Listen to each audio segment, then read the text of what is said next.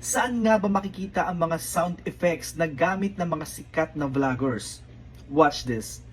Punta lang kayo sa Google and then i-type ang My Instance. Open lang natin siya. At dito nyo makikita ang iba't ibang klase ng sound effects na ginagamit ng mga sikat na vloggers.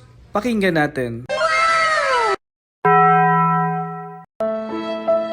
Meron tayong dalawang paraan para makopya ang mga sound effects. Una, tap nyo lang ang name ng sound effect. Scroll up lang and then tap download MP3. At ang pangalawa naman ay true screen recording. Once na-save nyo na, overlay lang sa CapCut. Napakadaming sound effects po na pwede nyong pamilian dito na magagamit nyo sa mga video ninyo. At kung may specific na sound effects na hinahanap kayo, ay pwede nyo rin pong i-search. For example, yung haha sound effect. I-play lang natin.